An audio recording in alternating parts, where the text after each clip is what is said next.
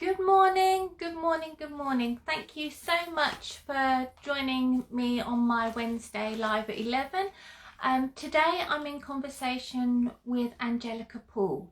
Anjelica is a fashion designer and she's the creative behind the brand Mellaris. So originally Anjelica actually trained as a pediatrician in Russia before moving to the UK in the early 90s.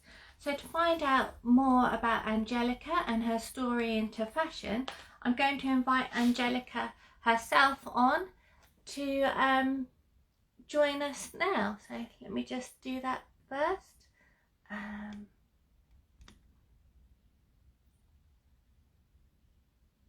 is she? Oh, sorry, I'll just get in there.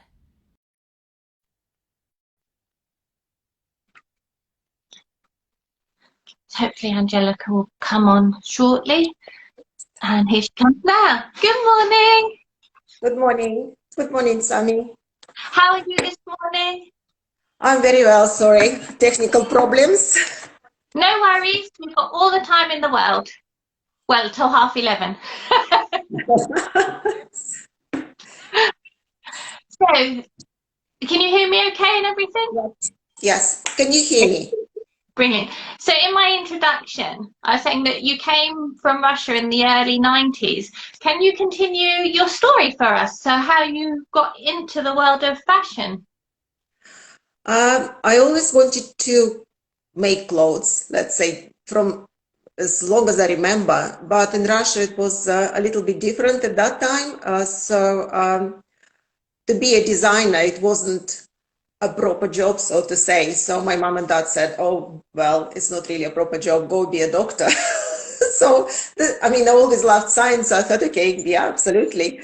So I have a medical degree. But when I came back here, I thought, okay, I might as well pursue something that I really love all my life. So I went and went to University for Creative Arts to study fashion design and to become a designer. But I've been making clothes since I was about 12, 14. My grandma had very, very old Zinger sewing machine. It's not electric, it's the one that you have to use your foot to move. My granny had one of those. Yes, the really heavy one, I think made out of, I don't know, iron or something like that. And so she taught me how to sew when I was 12. And in Russia, when I was young, it wasn't a lot of choices of clothes, especially modern clothes or something that the younger generation would wear. And I thought, well, that can't stop me. I want to design and make my own. So I started doing that. And also did sometimes for my friends, for my family as well. But when I came here, I thought that's need to be done professionally now. So Yeah. that's how I You were able to actually change your passion into a reality once you came to the UK and went off to uni to do your fashion course. Yes, yes, Yeah. I was quite How, happy how, about it. how were your parents with the change of career? Because going from a pediatrician to a fashion designer, that's like worlds apart. Well, I mean, because it's a different country as well, and you just you adapt to everything new, and why not to change the career if it's something that you love? And they supported me. When I graduated, my mom and dad came over from Russia. They were in my graduation, and that's fantastic. They're happy for me. They're Oh, happy that I'm happy as well. yeah, that's fabulous. I think it's some people, I mean, I know for myself, it is an absolute joy to be able to do something that I love every day. And a lot of people aren't able to have that opportunity. So I know we're both very grateful being able to do what we're doing. But Yes. it doesn't mean that it's not difficult. And it doesn't mean that it's not hard. And it doesn't mean that it's not stressful. So with that in mind, what is, I mean, my idea of a fashion designer is that you sit there all day, beautiful and serene, doing your drawings, going off, choosing fabric, but that's not the case, is it? No. I think it's a hard work and it's stressful a lot. But if you love it, you kind of get through it and you doing it again and again. Doesn't matter how stressful or hard it is because you love what you do. It's being a designer is not like that. Maybe for some people it is. I mean, I'm not saying no, but it's a lot of research. It's a lot of trial and error. It's a lot of things. Oh, I need to try this and see how it looks like. And when the sample come back and you look, oh my goodness, what did I think of? It looks horrible. But it all comes, it's an experience as well. And also you have, as a designer, you have a responsibility to your customers. It's not like you're doing it for yourself, then yeah, I mean, it's whatever, but you're responsible for your customers as well. So it is hard work, but it's a lot of pleasure in it as well. I love when customers sending us images or even tagging us on Instagram wearing our dresses and saying that how many compliments they had at the party or how loved they were in dresses or the garments. And this is absolute pleasure. That's what I work for. Absolutely. We've got lots of people jumping on, so I'd just like to say hello to everyone that's joining us. If you have any questions, please pop them in the comments, and as they come up, I'll relay them to Anjelica.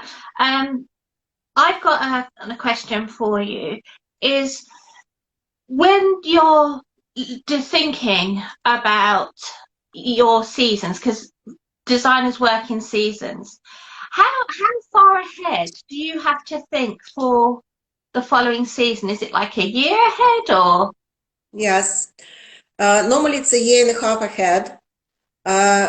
So if, for example, now it's winter 2022, so before COVID, I would think probably about winter, spring, summer 24, start thinking about it because we would have to give the collection to our agents to sell, and they sell a year ahead because everything made to order.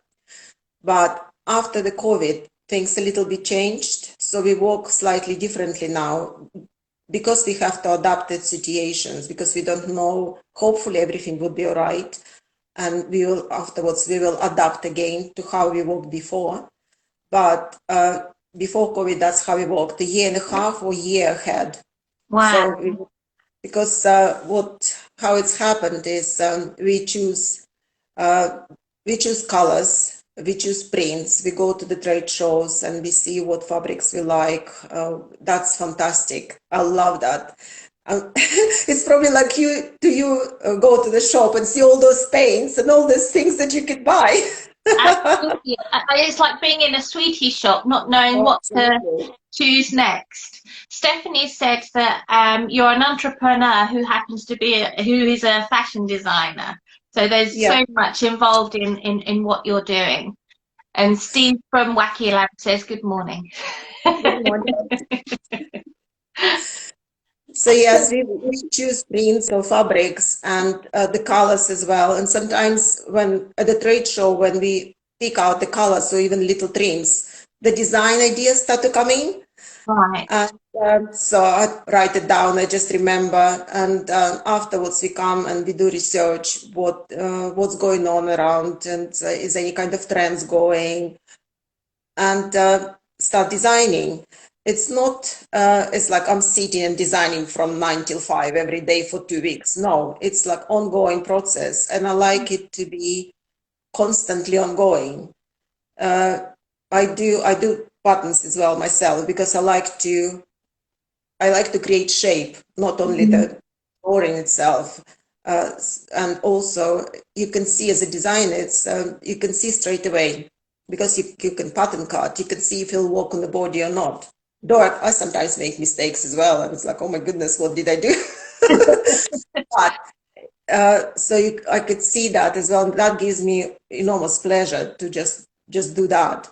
and the sample come out, and you make little tweaks so it looks even better, or change. Sometimes color works, sometimes it doesn't. And I like combinations of different colors, contrasting colors. I like bright colors a lot. I think we don't have enough bright colors in our lives. So I love that. I love the splash of colors. And so yes, that's, and afterwards I've done a few samples.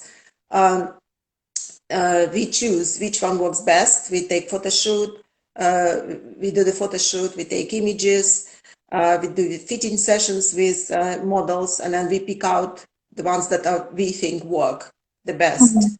We present the collection, and it gets sold. After that, we get obviously orders, which we produce later on. That's why it takes such a long time. Right, yeah. With looking at the Mellaris website, you have very structured clothes, dresses, Yeah. and in the block colours, but then you've got a very romantic section with the flowing chiffon and the floral. Which if you had to choose which one of your babies, which gives you more pleasure to create? I think I can't choose. I think it's both, because I make dresses for different occasions. And the floaty ones, it's like what I do before making something, I imagine myself or my hypothetical customer in a specific situation. And that's how we do when we do the photo shoot. I like to create a situation where, for example, my model, I tell my model, Holly is a beautiful girl, the blonde one. So Holly, imagine you're a guest at the wedding, and how would you behave? How would you stand? How would you do? Would you wear this or like that? So when I design, I imagine my customer. What would they do? What kind of occasions they would go for? They probably have a garden party, they go to the wedding, they go to christening, they go somewhere else, and what would they wear? What kind of dresses or garments they would probably have in their wardrobe. So I can't say what my favorite is. It depends on the occasion, I guess.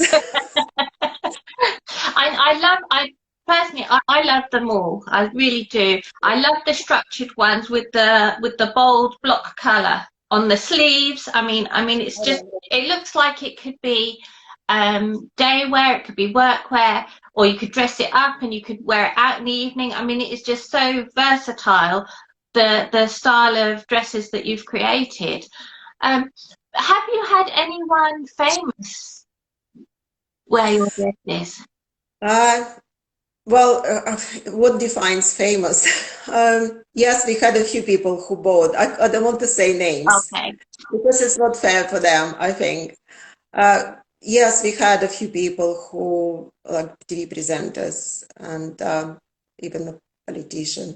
So, but I don't want to mention names, because I want them to be a customer in the future again, if they love it. Absolutely.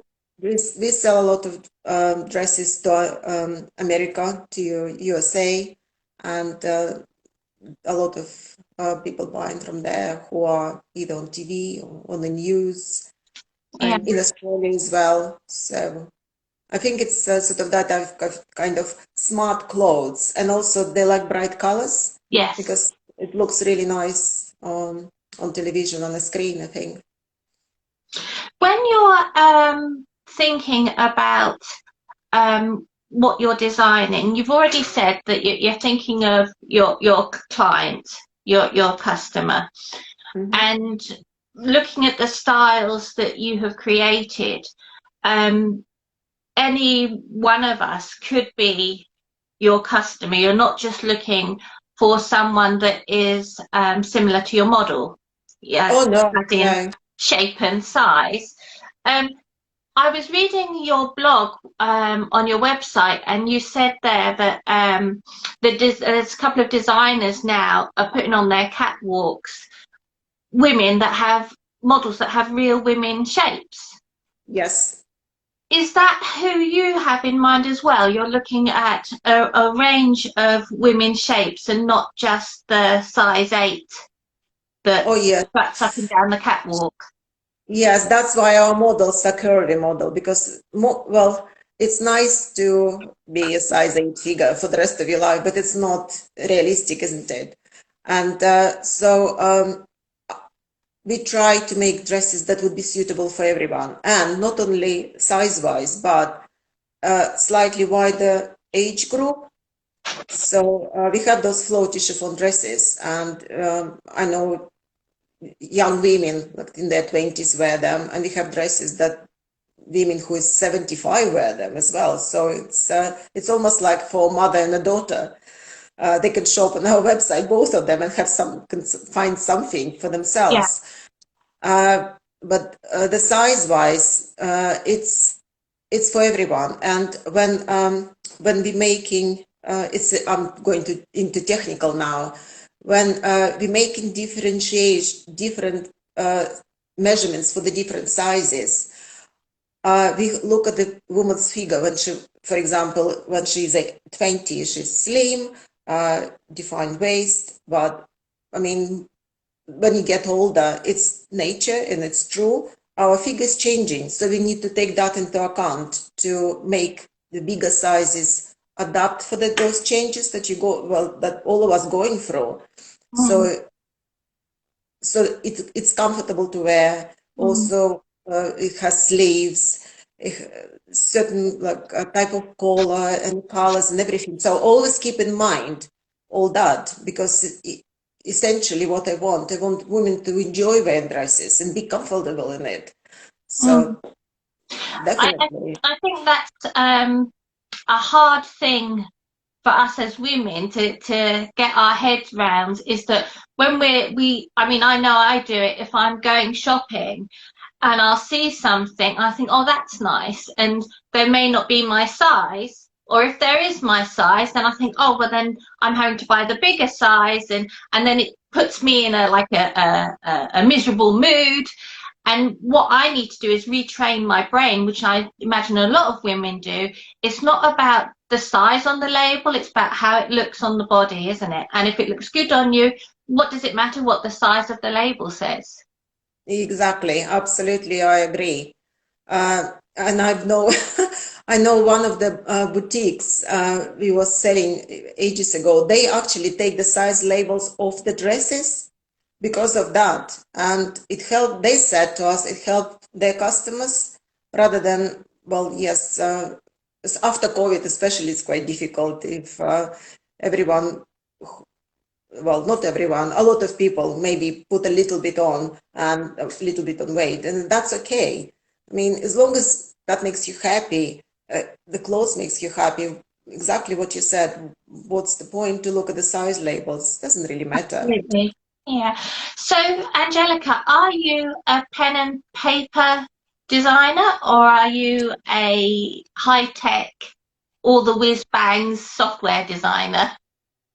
I am more high tech than the paper. I scribble a lot, but it's more details rather than the whole, you know, how kind of designers do. Some of them do, I'm sure. They do fantastic drawings, absolutely beautiful. It's almost like a, you know, art itself, the design. I do little scribbles of details because it's easier for me like that, and the rest I just draw on Illustrator on a computer straight away because it's easy for me. I work with the factories, and I have to send all the technical drawings and everything by email to them, Yeah. and it's easy in that format where I just email them in a PDF, for example, JPEG format or Illustrator format. It's easy for me to work like that. Uh, so See, I'm I imagined you had these big picture boards all strewn around your studio with lovely designs and fabrics attached to them and everything. I do. I used to. We had an inspiration board that we would, quite a big one, made out of cork, and we put it on a wall where we're sitting, and we put different fabrics in it, anything that will catch our eye, little details that from, I don't know, 20 years ago, and color combinations, anything that we have inspiration, and obviously the fabrics that we working with, so we all see it. Anything, any color combinations we would have to put together, we try, will it work or not, and we put it to see if we can add something extra. Any trims like lace, buttons, we put everything on the board to see. When we start working, designing, we print it out and cut out and start putting in the board and see how it will work with the fabric as well. So we do have that, or we did have that, but I changed the way I work now because of COVID. As soon as everything will go back on track, I'll probably return to the same way as I used to work before. Now that travel is opening up a bit more, will you be going abroad for the trade fairs and going abroad to see your factories and everything? Yes, probably towards the end of this year. I think not at the moment, but yes, we used to go to Paris, Premier Vision. It's a huge trade show where they sell fabric, trims, everything. It's fantastic. You can spend there days. And there is lots of trade shows in London we attend to as well. So yes, definitely, because I miss that. It's so much, you get so much inspiration and buzz from it. And you meet people as well, because I work with the same factory who make our garments, I don't know, about 8 years now. Wow. And I work with the same fabric supplier probably about 7 years, and lots of different ones. So they become your friends. So you go and see them, because some of them based in France, in Turkey, in Spain. So you kind of meet them in one place, and it's excellent. It's good. You kind of catch up and. We were talking last week, and I said to you that I have a notepad by the side of my bed, and I know you have one too. And so when inspiration hits you in the middle of the night, you're there writing away. In the morning, can you understand what you've written? Because mine's all cockeyed. Yes, I do. Sometimes I remember and sometimes not. And if it's like in the middle of the night, sometimes you're dreaming and it feels like fantastic. But when you wake up in the morning, it's like, oh, I don't think maybe it will work. So it depends. But yes, I normally have a little scribbles everywhere, like pieces of paper, and I've tried to collect them and put it at least in one place. And sometimes the idea develops into more, and sometimes it doesn't. So it's a natural, I think. We're being asked more and more to either upcycle our clothes or look for, or buy less clothes, or to buy more clothes from sustainable fabrics and everything. How is that affecting you and your business? Are you looking more into the sustainable fabric side of things with your work? Yes, absolutely. We made a pledge that we will minimize wastage as much as we possibly can. So we use absolutely every fabric and trims to the scraps. Not obviously the good quality ones, but sometimes as a fashion business, you make a collection or make this production, and you have like 15 meters left over, or 10 meters left over, 20 or whatever, and it's all different colors, and you can't really produce a lot of from one color. So I normally sit and think, okay, I have all those, let's say 8 different colors of similar fabrics. What I can do to use it? What designs I can make so it all works together and it doesn't look like something picked out of the place. And one of the dresses that you mentioned, it's navy with the nice, beautiful cuffs here, that contrasting cuffs, orange and the bright pink. This is how it's come up, this design. Because I had orange, I had about 10 meters of orange fabric, and I had 10 meters of bright fuchsia fabric. And I thought, okay, I need to make some nice dress to use it all up. So that's how that navy dress came up. And a beautiful dress it is. It really is beautiful. But I just sort of think that the quality of the fabric that you're using and the quality and the style of the dress that you're creating is something that can be a staple in someone's wardrobe. It's not going to just be thrown away the following year. You know, I mean, I know some women, they'll go out shopping every season and get a new load of clothes, where actually a lot of the designs that you've got will carry through. They're not going to be dated. That's what I'm trying to say. They won't date, will they?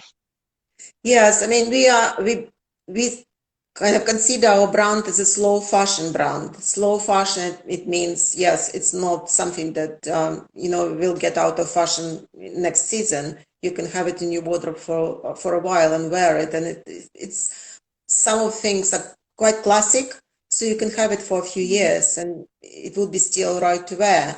And also we try to use good quality fabrics as well and interesting prints as well.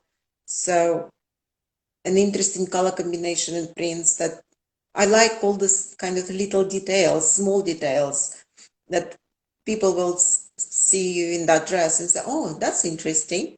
That's what I like. I like when people in sort of interested about little things like that. And that makes a garment sometimes. So Absolutely. yeah. Absolutely. I mean, like you say, it can be the smallest of details, from the covering of the buttons that you use, Yeah. or just the way the dress has been cut and how it flatters. Like we said before, it seems to flatter every figure that wears it. You know, so I mean, I just love them. I really do. Um, who with this coming year, have you got anything that in plans that you can share with us today that we can look forward to? Uh, I know a lot of designers are they like to keep everything a secret until it's displayed, but I wondered if there's anything you can give us a little sneaky tidbit. well, I like little how sometimes I design. I see a little button or lace or trim, and I start thinking from that little point, what can I do with that? And I saw these buttons, if you could see. Yeah. Oh, They're they're all different cool. colors. And I thought, okay, I really like the buttons. They're beautiful, shiny, unusual. So I thought, okay, what can I do with them? And I found a print and asked my factory to create the print so I can use that with those buttons. So that's what I'm doing. And we're going to start making samples next month. And hopefully we will see it on our website in 6 months' time. Wow. So, So those buttons look like little gems, little jewels. yes, Lovely yes, colours. I like that kind of little details where it's kind of it's almost like a surprise, it's not into your face and you can only see it when you come closer. It's like, oh, that's interesting. And it's become almost like our trade now. I like little things like that in the garments, and I use that buttons quite a lot now because I haven't seen a lot of them anywhere really. So I thought, okay, let it be our little trade for now until it goes everywhere. But uh, any kind of trims as well. We have. I could show you. This is one of the dresses we did, and it has a really nice lace trim that I found, and I had, talking about sustainability, I had about 50 meters of it, and I thought, okay, I can't use a lot of it, so it has to be something small, but something quite, because lace is so beautiful. It has to have, has to be in a nice place on a dress, so you could see it, but I only have so little of it. So I made that design where you only see it on a collar. So Yeah. that kind of. So this dress will come out probably next week. Oh, look forward to seeing that. Okay, I've got some quick fire questions for you. So you've got to answer quickly. Okay, not Okay. too much thinking. Okay, what's your favorite color? Uh, Green, Do you prefer to work with cotton or chiffon? cotton, Chanel or Dior? Chanel. Paris or Milan? Um, I haven't been to Milan, so Paris, Okay. Your autumn winter collection or your spring summer collection? spring, summer, more Okay. colors. Jeans or trousers? Jeans. Your favorite store that you like to shop in? Um, I don't know, to be honest. I don't know. There isn't any favorite store as such because I normally I shop on the internet now, so I look for specific things rather than look at the store. So I don't have a Um, favorite. Block colors or floral? Um, Both.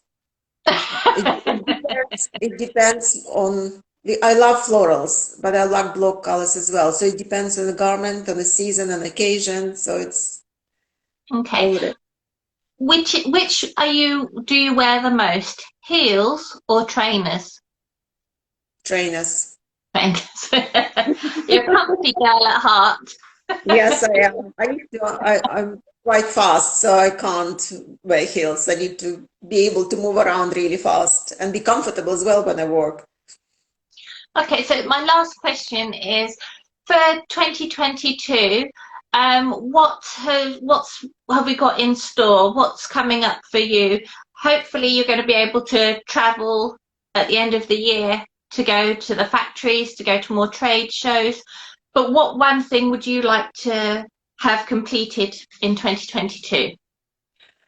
Uh, we're looking for a new wholesale customers, and because obviously Brexit now, we lost a few due to Brexit, so we're looking somewhere else now. We're looking to Australia because of the trade deal, and so that's what we do. We also, because of the COVID, people changed their shopping habits, and a lot Yeah. of them shop online. So we looking for new platforms as well, Mhm. where we um, you know, present our clothes, present our collection, and looking for new collaborations because we collaborate with influencers, but we choose who we want to collaborate with. It Yeah. has to be something that we is close to us, to our brand DNA. Yeah. So yes, meeting new people, going there out. It's time. I think it's time. Absolutely. Absolutely. It is time to get out. It's time to, like you say, make those new connections and and I suppose reignite the old connections that we have with what we're Yes. doing. Anjelica, can I just say thank you so much for joining me this morning. It's been so interesting and so lovely to hear from you and hear what you're doing. Because the point of these weekly conversations is to get other creatives, not just artists, as in with paint and pencil, etc., but other creatives out into the wider audience so they can I follow you, I follow your website, I read your blog and everything, so I just want other people to see other creatives that I'm seeing. And what I'll do is at the end of the interview, I'll put all your links on there so people can follow you, so people can go and have a look at your website and see the beautiful designs that you're creating.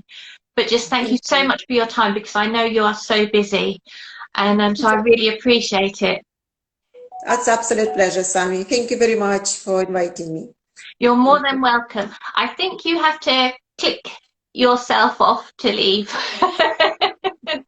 Bye. Bye. See you later. Bye bye. Bye. Well, thank you ever so much, everyone, for joining Anjelica and myself this morning. I hope you found it as interesting as I did. If you have any questions, please pop them in the comments and Anjelica will come back and answer them.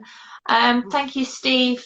Wacky Lamps. Thank you, Lisa. Thank you, Steph, for joining us, and Geraldine for joining us. Next week, I have a children's author next week. He'll be joining us, a children's author and illustrator. And so I hope you can join me then at 11 on Wednesday for another conversation with. Thank you ever so much. See you later. Bye bye.